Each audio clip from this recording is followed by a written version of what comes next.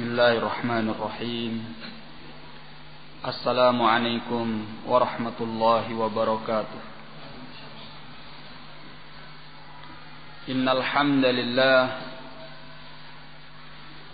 nahmaduhu ta'ala wa nasta'inuhu wa nastaghfiruh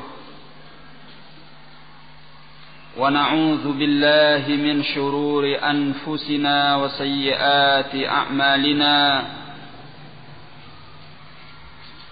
من يهده الله فلا مضل له ومن يضلل فلا هادي له أشهد أن لا إله إلا الله وحده لا شريك له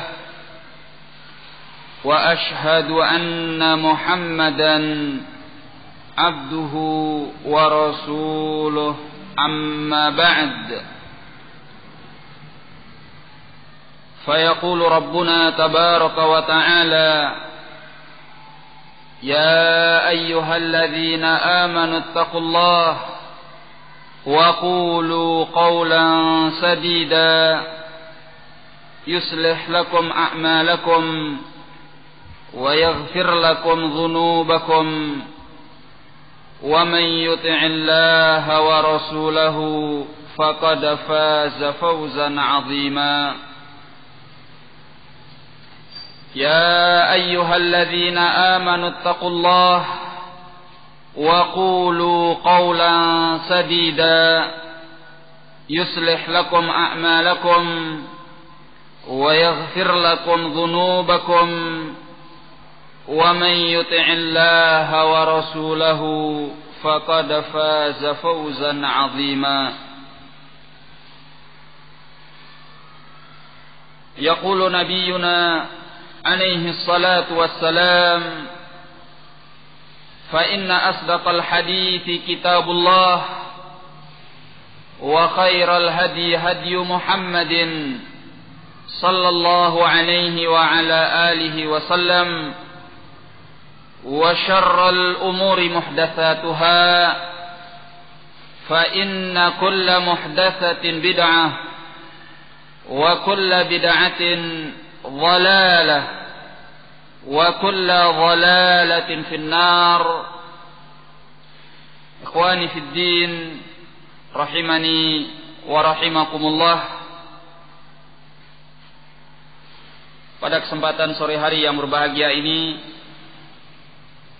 tak lupa kita memanjatkan segala puji dan syukur kehadirat Allah Subhanahu wa ta'ala yang dengan barakah, nikmat dan anugerahnya kita kembali dipertemukan Allah dalam majlis yang mulia ini. Kemudian semoga salawat dan salam tercurahkan kepada Nabi kita Muhammad sallallahu alaihi wasallam, kepada keluarganya, sahabatnya, dan orang-orang yang mengikuti beliau dengan baik sampai hari kemudian nanti. Dalam pertemuan ini kita kembali akan membahas pelajaran kitab Tauhid, yang mana kita dalam bab ad-du'a ila syahadati alla ilaha illallah, bab seruan dan ajakan kepada la ilaha illallah.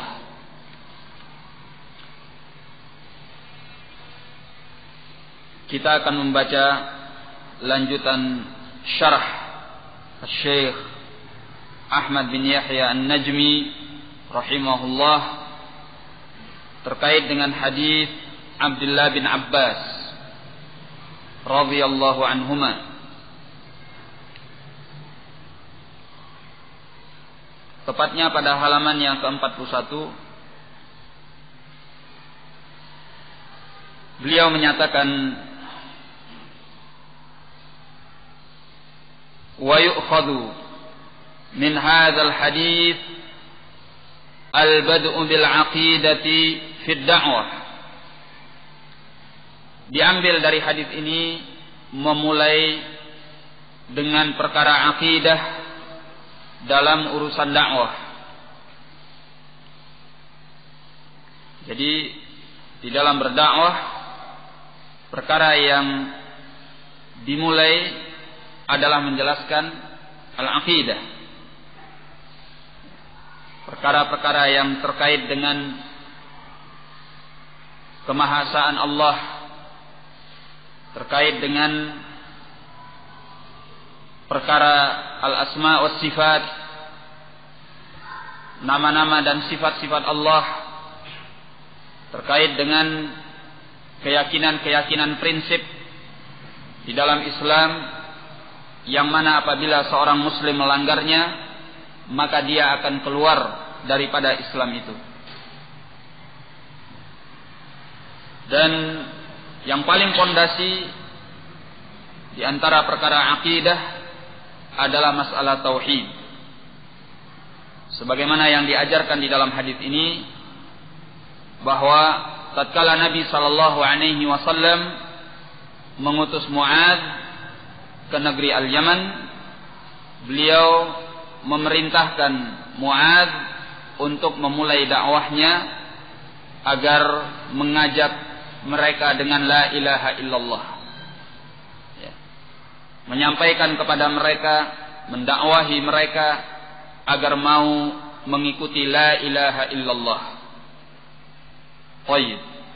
Qala wa yu'khadhu minhu aidan, dan diambil pula daripadanya at-tadarruju fid da'wah, bertahap di dalam dakwah, bihaitsu yabda'u ad-da'i bil aham thumma yantaqilu ilal muhim, yang mana seorang dai memulai dengan perkara yang paling penting, kemudian berpindah kepada yang penting berikutnya.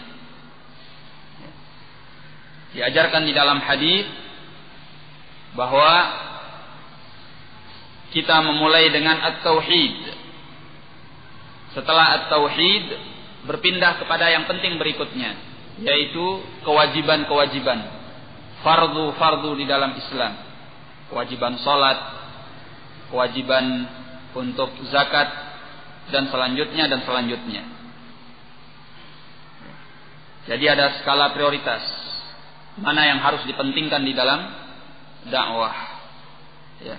Sehingga dakwah itu tidak hanya menyampaikan apa yang termasuk dari ajaran Islam, tetapi hendaknya dimulai dengan yang paling penting, kemudian yang berikutnya, kemudian yang berikutnya. Seperti yang sudah pernah kita singgung, di mana banyak dari kalangan dai atau ustadz atau kiai atau alim ulama di kalangan kita, khususnya di negeri ini, melupakan dakwah kepada tauhid. Ya. Kita bisa perhatikan ceramah-ceramah mereka, khutbah-khutbah mereka, ya, kajian-kajian mereka, itu sering seputar masalah akhlak. Ya. Mereka menyinggung perihal-perihal yang mungkin hanya penyempurna, ya, bukan dengan sesuatu yang menjadi prinsip dan pondasi di dalam Islam. Sehingga apa yang diajarkan, apa yang disampaikan, apa yang didakwahkan itu tidak menancap kuat di dalam hati-hati kaum muslimin, ya. Tidak memberikan bekas dan pengaruh yang besar di dalam kepribadian kaum muslimin, ya. Apalagi disertai dengan berbagai gojegan, guyon, ya, dengan berbagai intermezzo, sehingga tatkala mereka pulang, yang mereka ingat apa? Apa yang mereka ingat?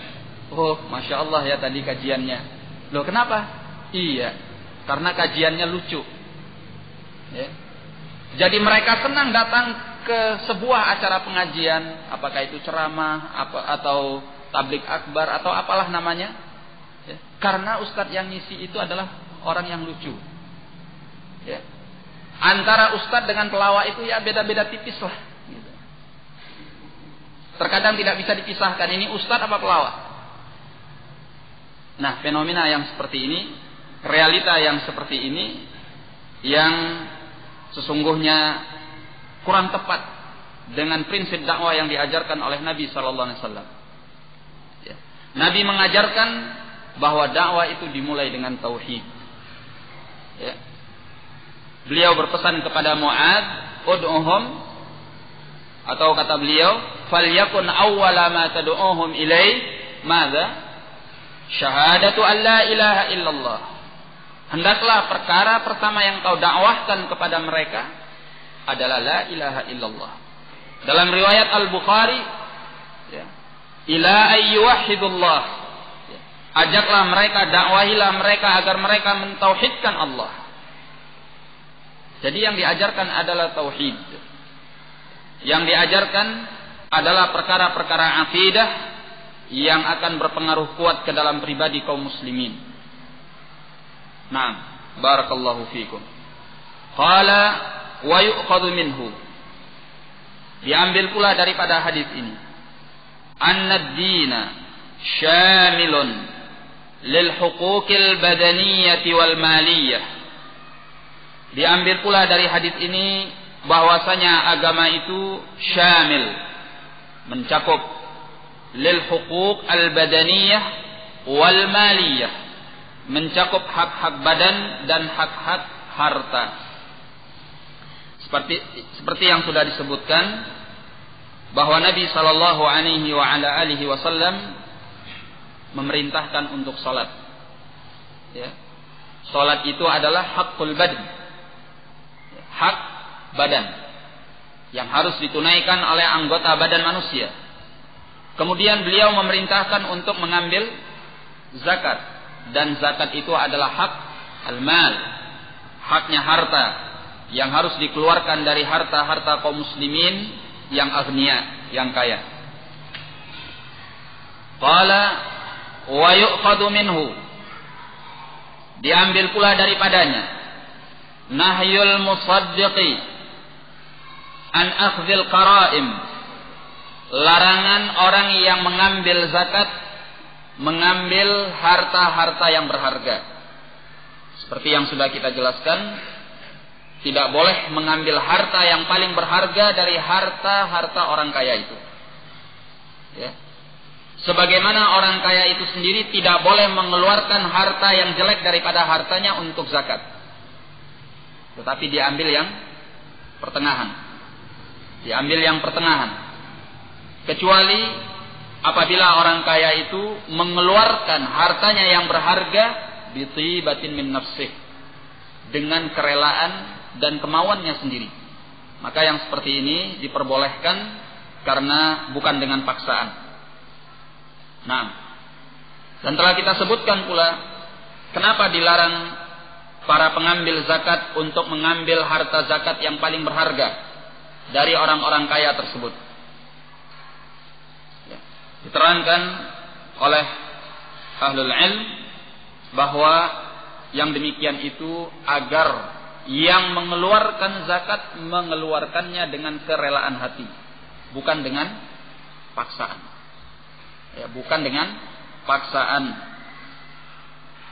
Dan kalau seandainya orang yang kaya, orang yang punya harta tidak mau mengeluarkan harta zakat, maka diambil tetap dengan paksa. Ya, siapa yang mengambilnya dengan paksa? Al-imam, ya, penguasa atau yang mewakili penguasa. Nah, qala wa yu'khadhu minhu anna zakata kulli qaumin tuwazza'u ala fuqara'ihim.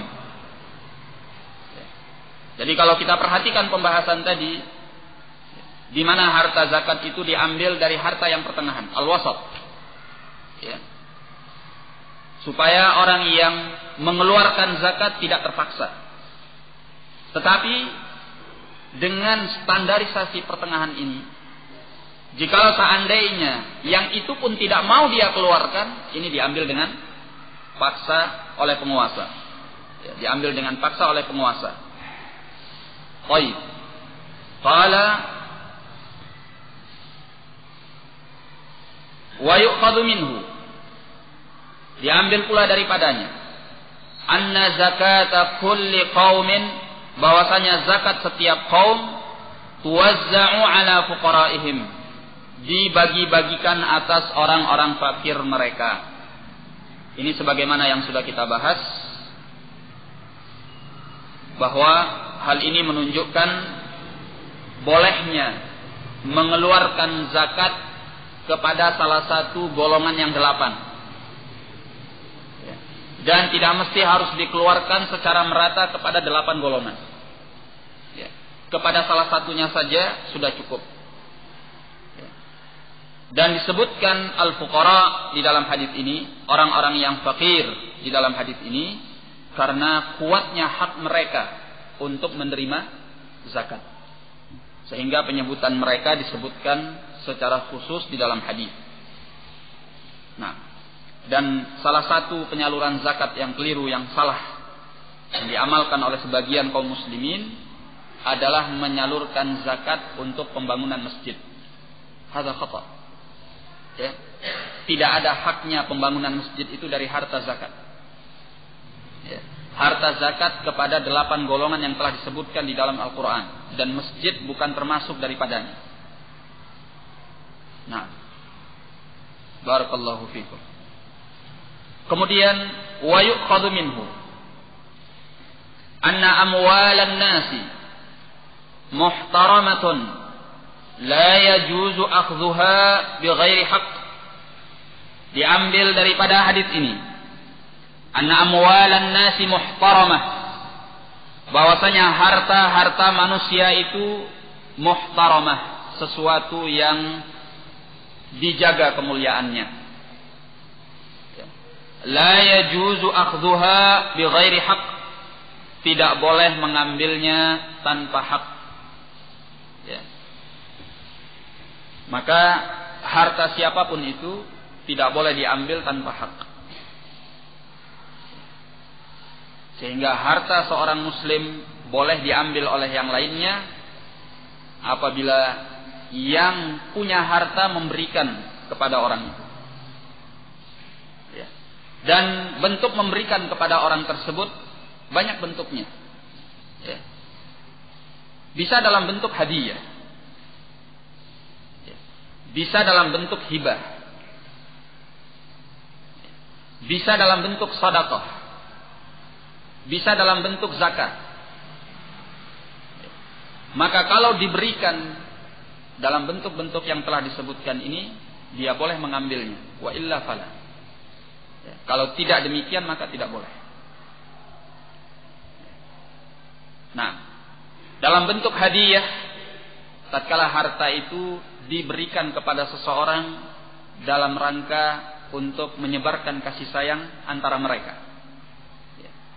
Karena dia cinta kepada saudaranya, sayang kepada saudaranya ini, walaupun saudaranya itu bukan orang yang tidak mampu, orang yang mampu sekalipun, maka dia memberikan kepada saudaranya, disebut dengan hadiah, ya, itu hadiah, ya. Atau diberikan dalam bentuk hibah. Hibah itu artinya atiyah, pemberian biasa. Dihibahkan artinya diberikan, direlakan haknya dipindah tangankan kepada saudaranya, itu hibah.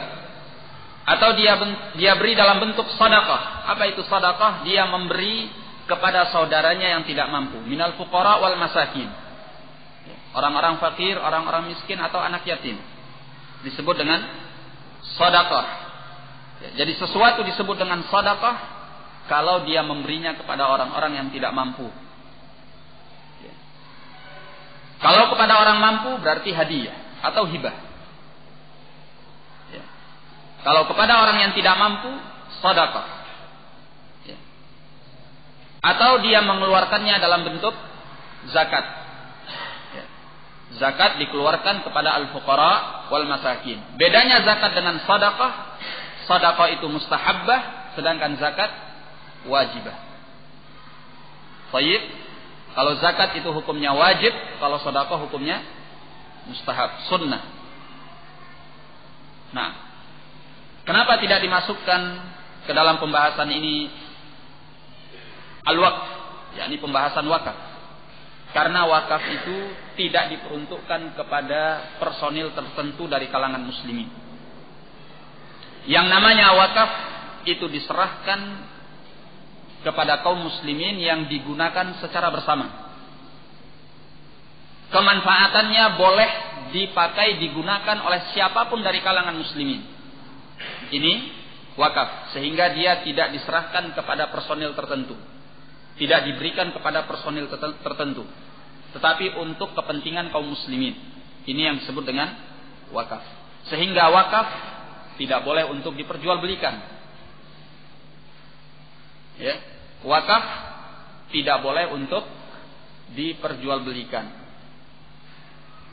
Tetapi hibah, hadiah, sedekah, seorang boleh memperjualbelikannya. Seorang mendapatkan hibah, seorang mendapatkan hadiah, seorang mendapatkan sedekah, maka dia boleh menjual apa yang dihibahkan kepadanya, apa yang dihadiahkan kepadanya, apa yang disedekahkan kepadanya kepada orang lain. Karena itu diperuntukkan kepadanya. Ya, secara pribadi, secara tertentu, khusus. Ya. Kalau wakaf, la. Ini untuk kepentingan muslimin. Wakaf itu adalah milik Allah Tabaraka wa Ta'ala, sehingga tidak boleh diperjualbelikan. Nah, qala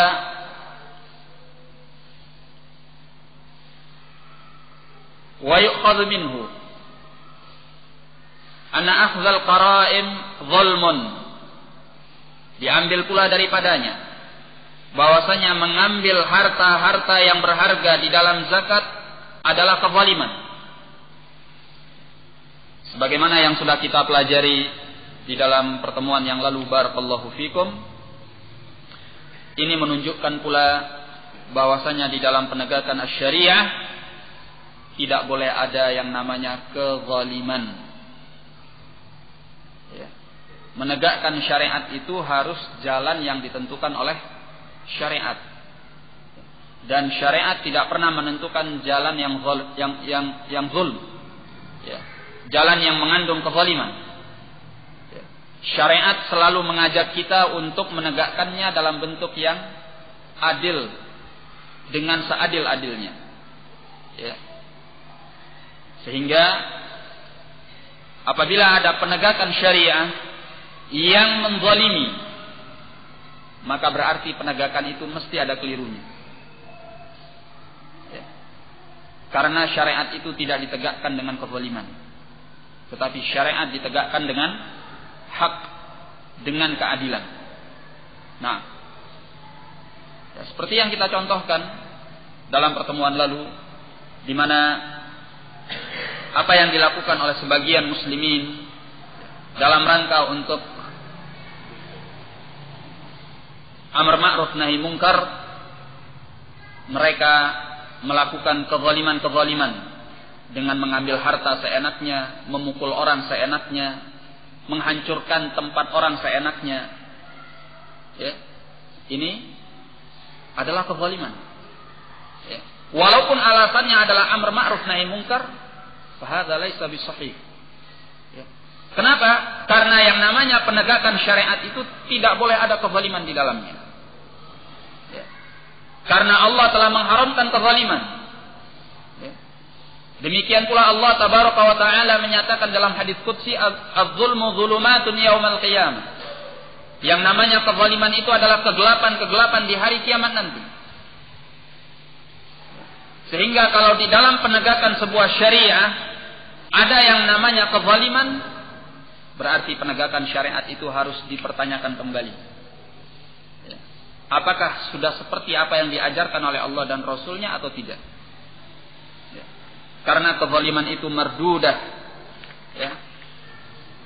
Atau az-zulmu mardud. Kezaliman itu tertolak di dalam Islam.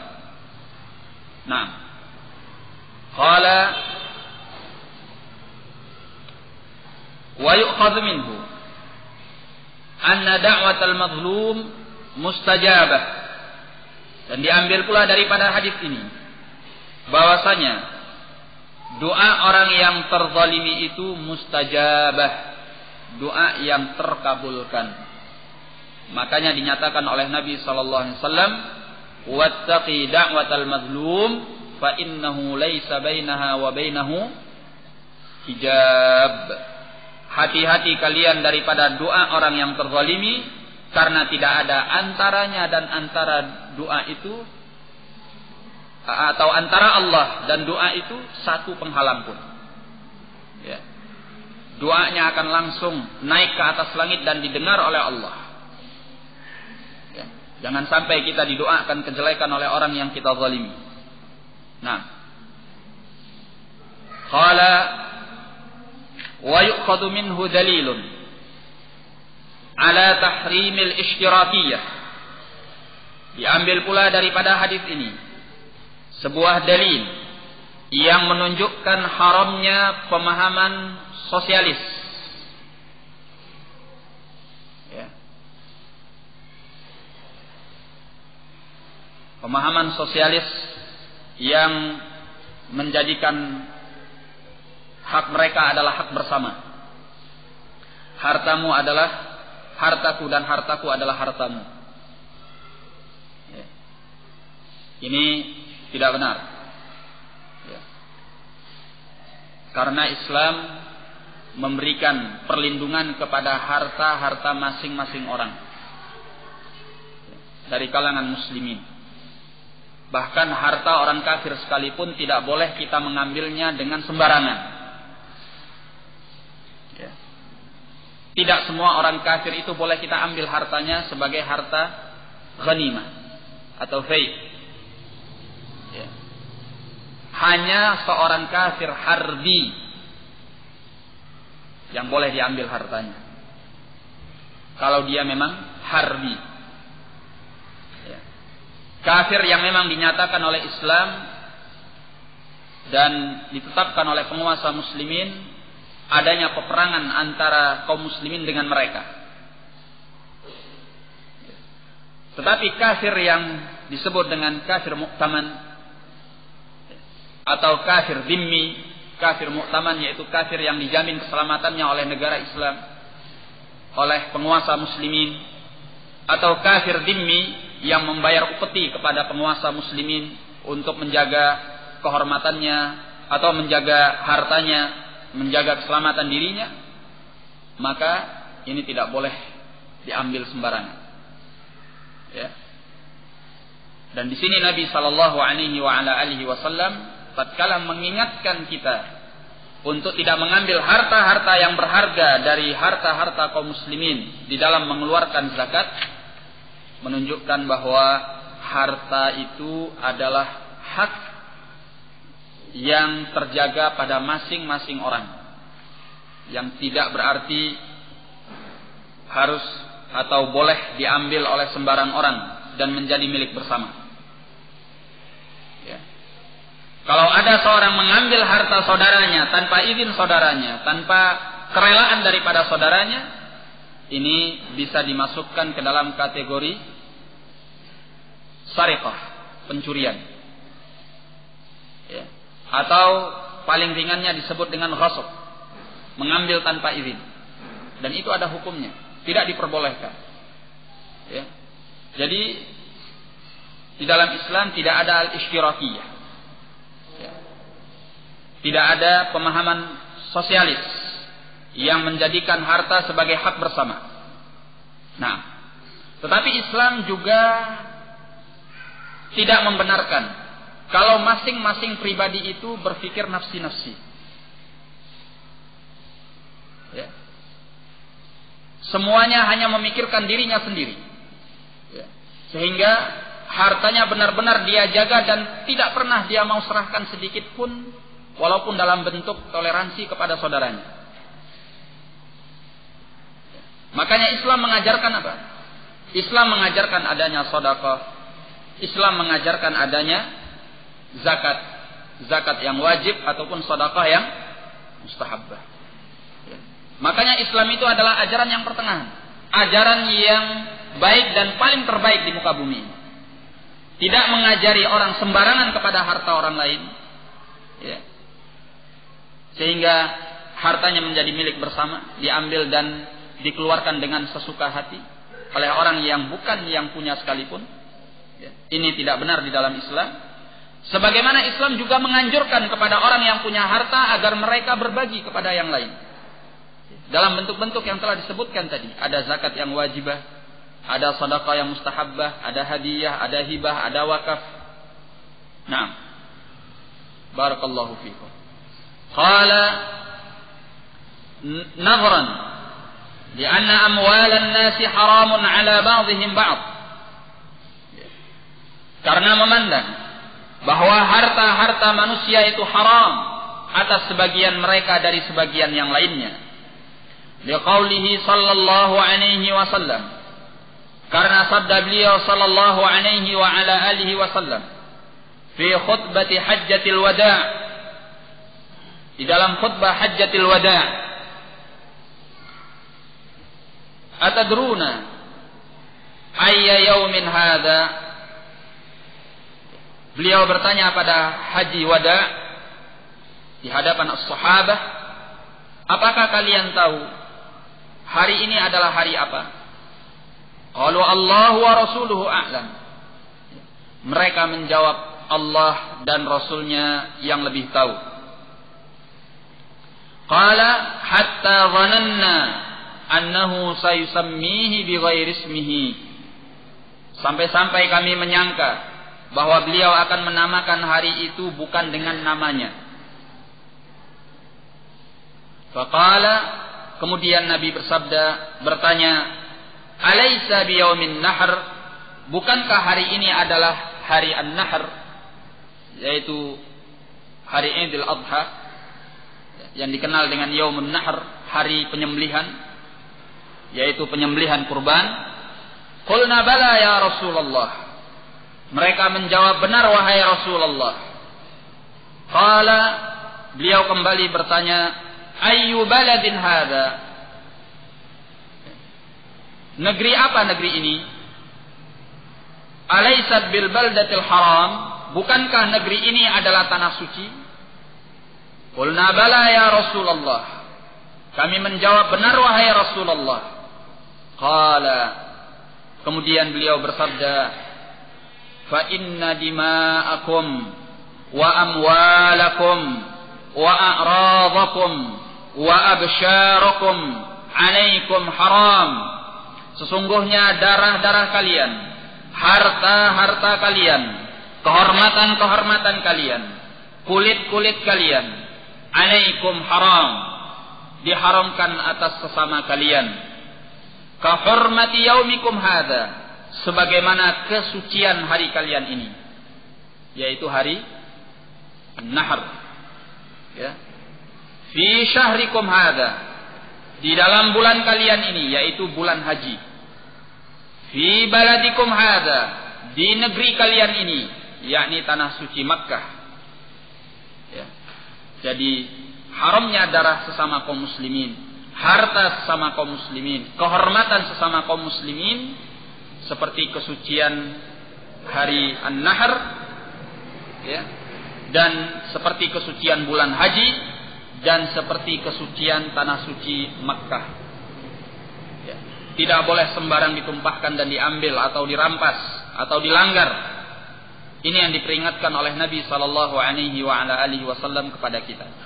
Qala ala hal balaghtu, beliau bertanya, bukankah aku telah menyampaikan kepada kalian? Qulna na'am, kami menjawab ya. Qala Allahumma ishhad, ya Allah persaksikanlah. Falyuballighu syahidul ghaib, hendaknya orang yang menyaksikan peristiwa ini menyampaikan kepada orang yang tidak hadir.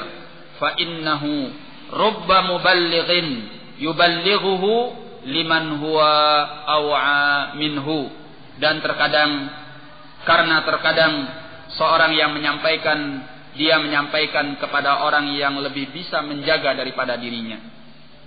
Rawahul Bukhari dan Muslim. Syahid daripada hadis ini bahwa harta-harta kaum muslimin itu terjaga pada pemiliknya masing-masing.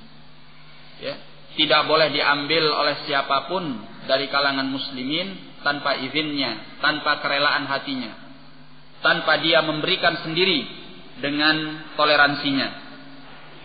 Nah, oleh karena itu ikhwani fiddin rahimani wa rahimakumullah, apa yang dilakukan oleh sebagian orang dengan alasan jihad sehingga menghalalkan harta-harta kaum muslimin yang tidak berada dalam jamaah mereka, ini adalah perbuatan zulm, ya, perbuatan kezaliman.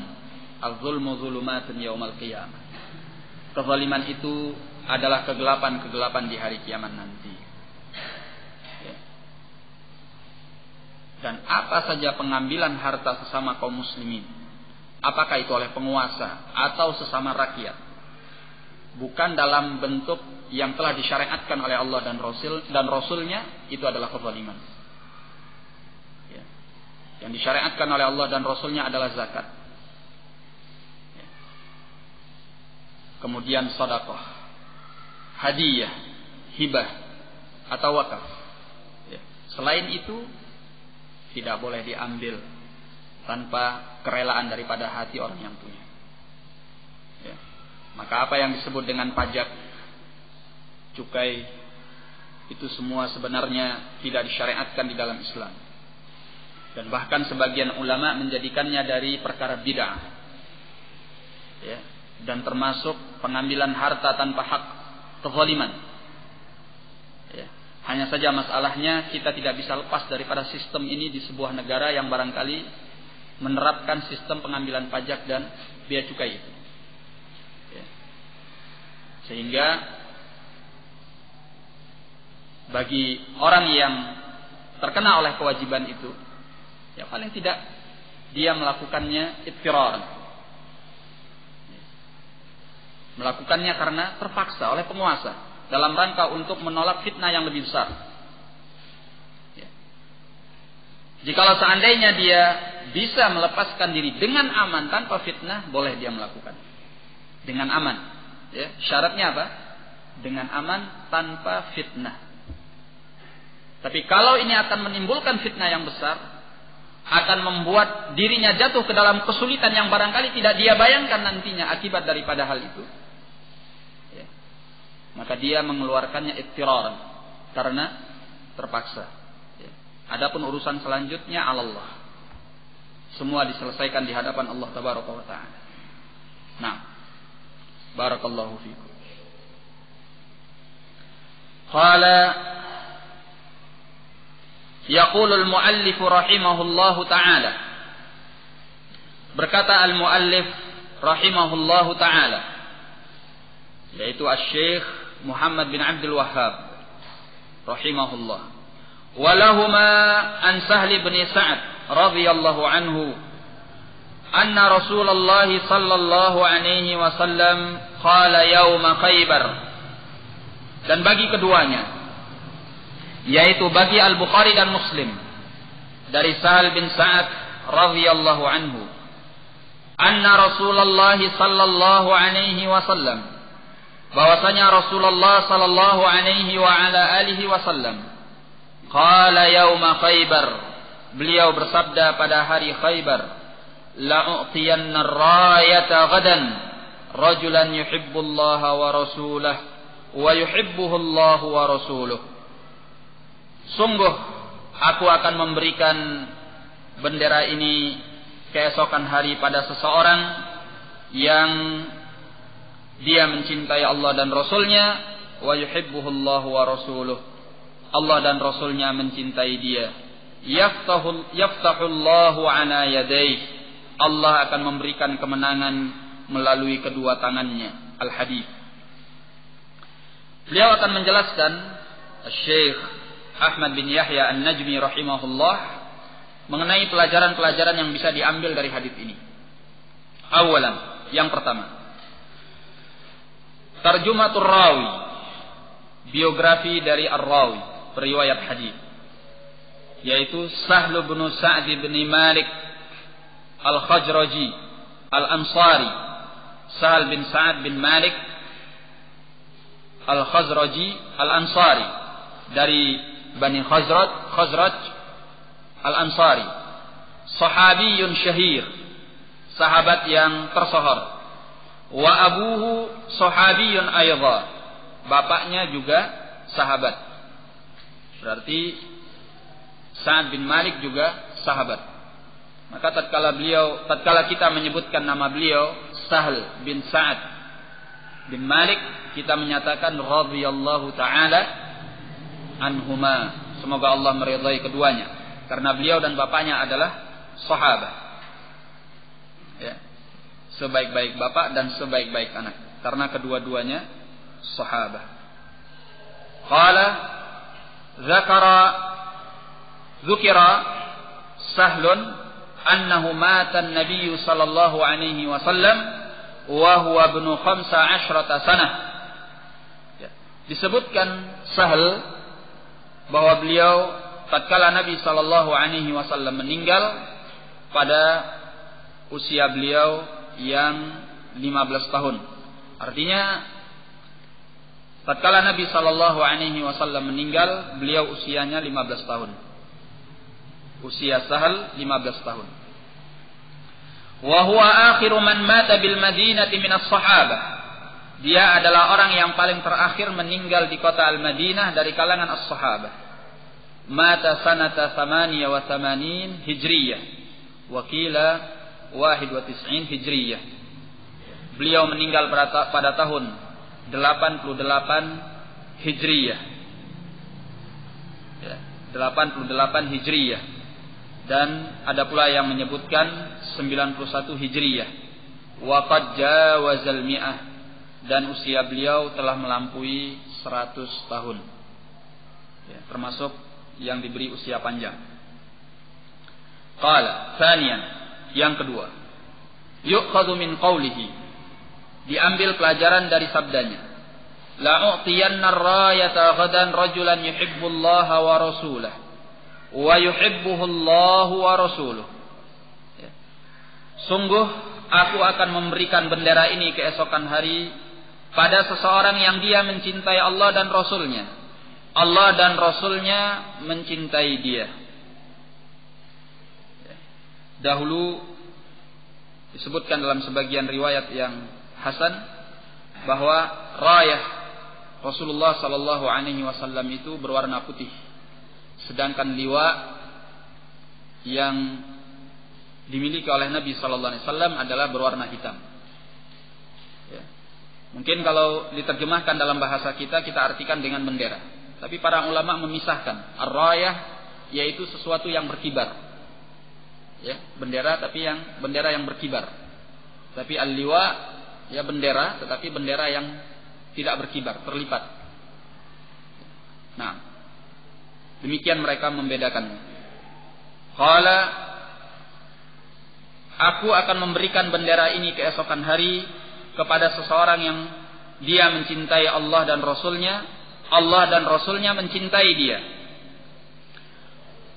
Diambil pelajaran, maka minas sahabati ridwanullahi ta'ala alaihim minal mubadarati ila mahabbatillahi wa rasulih. Diambil pelajaran kondisi yang dahulu para sahabat radhiyallahu taala anhum ada di dalamnya, yaitu al-mubadarah ila mahabbatillahi wa rasulih. Mereka bergegas untuk mencintai Allah dan Rasulnya. Ya. Wal akhdhi bil asbab allati tujibu hubballahi wa rasulih sallallahu alaihi wasallam lil 'abd. Juga mengambil sebab-sebab yang menimbulkan cinta kepada Allah dan Rasulnya pada diri seorang hamba. Jadi kalau kita mengikuti as-sahabah radhiyallahu ta'ala anhum, ya, maka apa yang dicontohkan oleh mereka, mereka sangat berlomba-lomba untuk perkara yang dicintai oleh Allah dan Rasulnya. Ya. Nah, sekarang ini kalau disebutkan di hadapan banyak kalangan kita kaum muslimin, ya, sebuah hadis dari Nabi sallallahu alaihi wasallam bahwa beliau mengajarkan demikian, beliau mencontohkan demikian, beliau mentauladankan demikian, ya. Ini tidak memberi motivasi yang kuat kepada kita, ya. Menunjukkan betapa lemahnya keimanan kita, ya. Tak jarang pula kita menganggapnya sebagai kisah masa lampau, ya. Hanya sekedar kisah yang patut untuk hanya didengarkan saja, sehingga tidak menimbulkan reaksi yang kuat dari kita untuk segera bergegas melaksanakan apa yang telah dicontohkan, ditauladankan dan diajarkan oleh Nabi Sallallahu Alaihi Wasallam. Ya. Bahkan tak jarang dari kalangan muslimin merasa takut, ya, sampai pada tingkat takut untuk melaksanakan, mengamalkan atau menjalankan apa yang dituntunkan oleh Nabi Sallallahu Alaihi Wasallam, ya. Supaya tidak dituduh sebagai orang yang fanatik, orang yang radikal, atau dengan tuduhan teroris atau apalah namanya, ya. Takut sama keislamannya sendiri. Padahal as-sahabah radhiyallahu anhum kalau sudah terkait dengan cinta Allah dan Rasulnya, khalas. Itu yang membuat mereka sangat reaktif untuk melaksanakan apa yang diperintahkan, apa yang diajarkan oleh Nabi Sallallahu Alaihi Wasallam. Kalau sudah dikatakan bahwa ini dicintai oleh Allah dan Rasulnya, mereka akan memberikan segalanya apa yang mereka mampu, apa yang mereka bisa. Nah sekarang ini kita akan bereaksi demikian tatkala ada iming-iming bonus duniawiyah. Ya, ada bonus rumah 1 miliar misalnya, ada bonus Honda atau apa, itu berlomba-lomba orang akan mencarinya, ya. Tetapi kalau hanya disebutkan hadis, maka itu tidak memberikan motivasi yang kuat, ya. Inilah perbedaan antara as-sahabah, ya, dengan orang-orang belakangan. Maka ikhwani fiddin rahimani wa rahimakumullah, bagi kita ahlus sunnati wal jamaah, hendaklah menjadikan as-sahabah radhiyallahu anhum sebagai panutan kita setelah Nabi sallallahu alaihi wasallam, ya. Apabila disebutkan kepada kita sebuah hadis yang mengajarkan kepada kita cinta kepada Allah dan Rasulnya dalam sebuah amalan, perbuatan, ya, ajaran, maka hendaklah kita menjadikan itu sebagai motivasi kita untuk mencapainya. Hendaklah kita menjadikannya sebagai ladang amal kita, sehingga kita melakukannya dengan berlomba-lomba dan bergegas. Nah, qala thalithan, yang ketiga, annal hirsa ala ma yujibu hubballahi wa rasulih lil 'abd dalilun ala quwwatil iman wa ziyadatihi 'inda man harisa 'ala dzalik.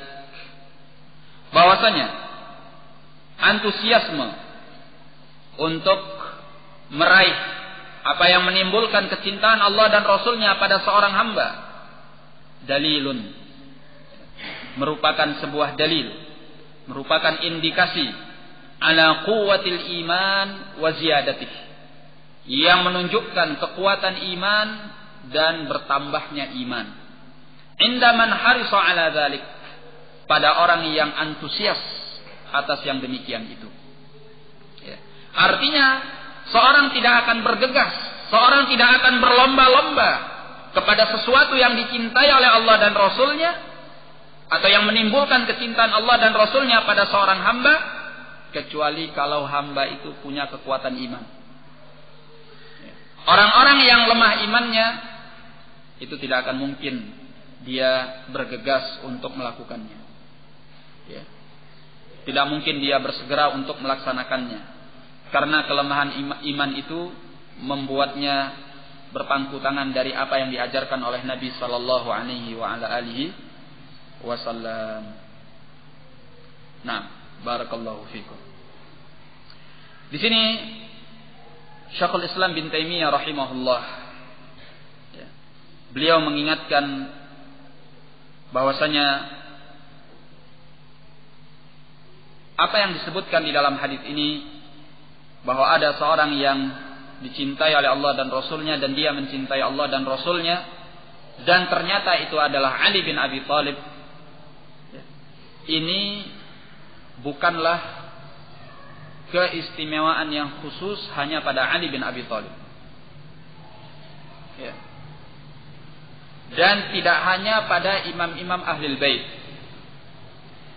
Tetapi keutamaan mencintai Allah dan Rasulnya dan dicintai oleh Allah dan Rasulnya itu ada pada setiap mukmin yang bertakwa kepada Allah, kata beliau.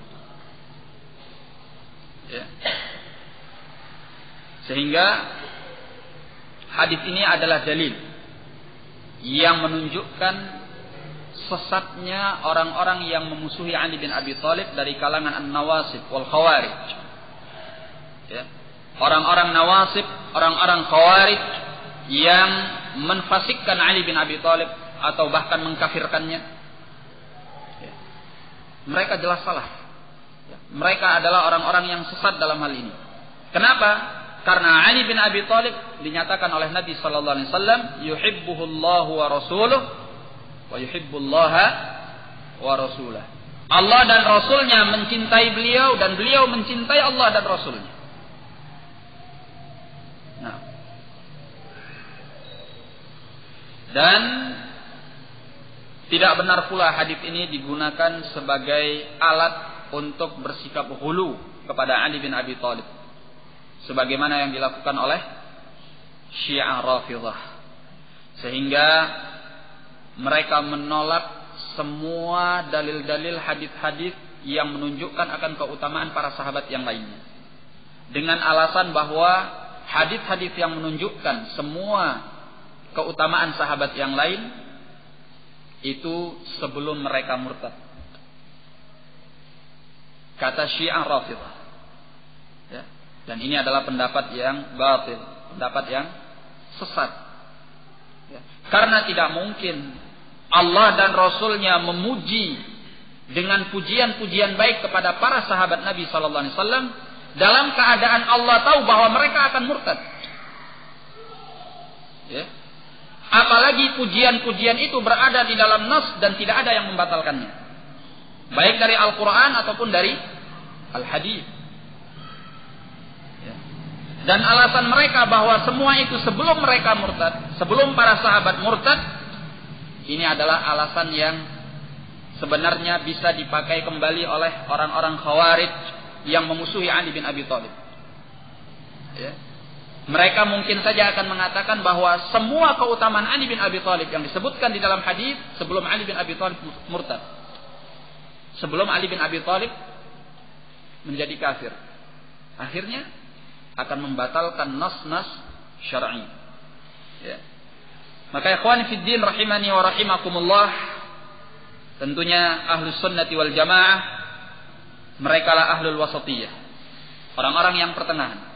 Tidak seperti al-Khawarij dalam memusuhi Ali bin Abi Thalib, tidak seperti ar-Rawafid di dalam mereka berhulu, bersikap yang berlebih-lebihan kepada Ali bin Abi Thalib, tetapi pertengahan. Qala salisan, yang ketiga, atau rabi'an, yang keempat. Fi hadza manqabatun lis-sahabah.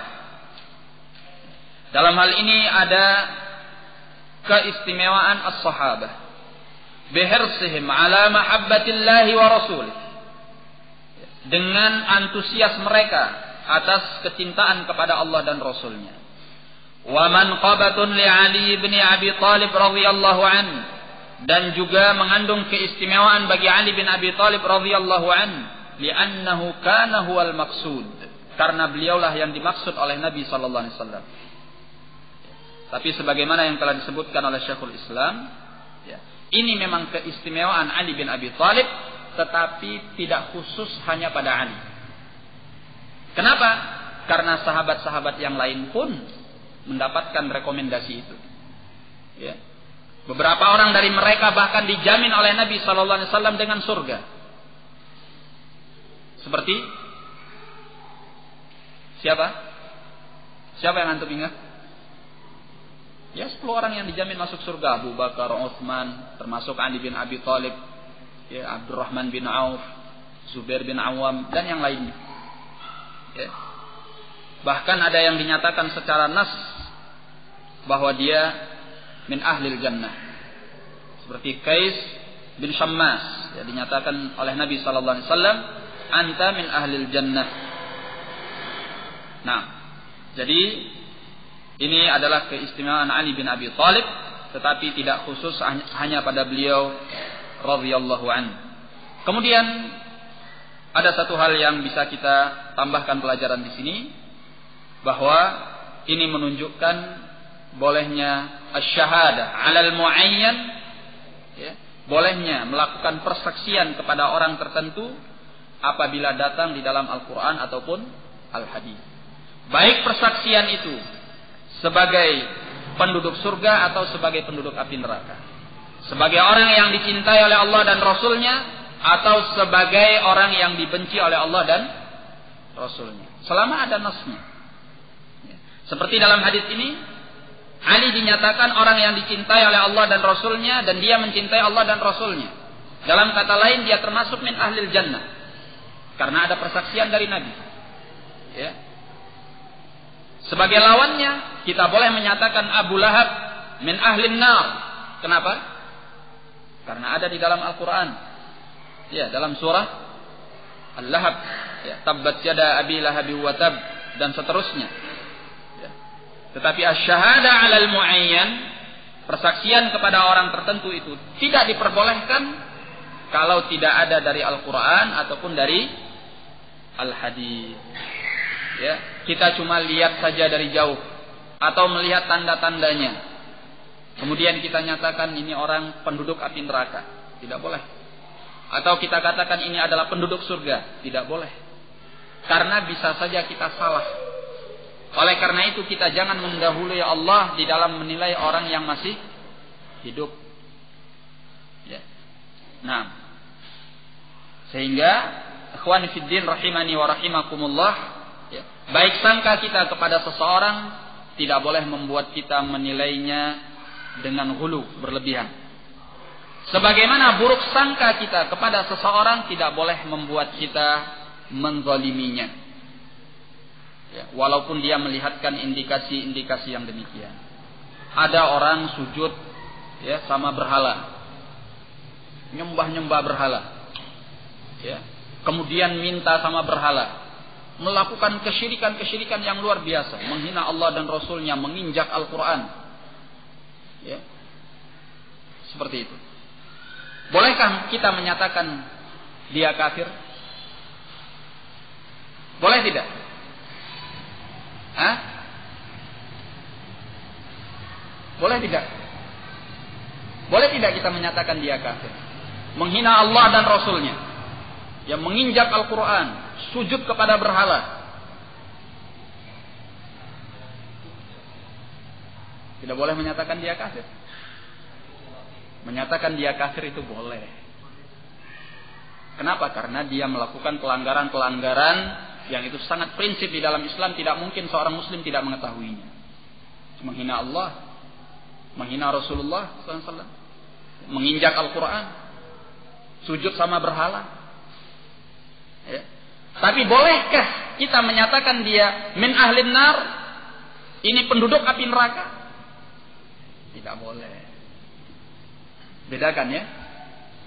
Menyatakan dia kafir boleh, karena jelas hukumnya. Ya, dia melanggar suatu yang prinsip di dalam Islam yang tidak mungkin seorang muslim tidak tahu, walaupun dia awam. Seperti menghina Allah, menghina Rasulnya, menginjak Al-Quran, ya, sujud sama berhala. Baik. Tetapi bolehkah kita mengatakan ini penduduk api neraka? Tidak boleh. Kenapa? Karena dia belum mati. Siapa tahu, ya, keadaannya yang sangat jelek demikian, ya, dalam penglihatan kita ketika itu, tiba-tiba Allah beri hidayah dia, ya. Kemudian dia masuk ke dalam Islam. Setelah itu beberapa saat dia meninggal, ya. Makanya tidak boleh mempersaksikan seseorang bahwa dia penduduk api neraka sejelek apapun dia selama dia masih hidup, ya.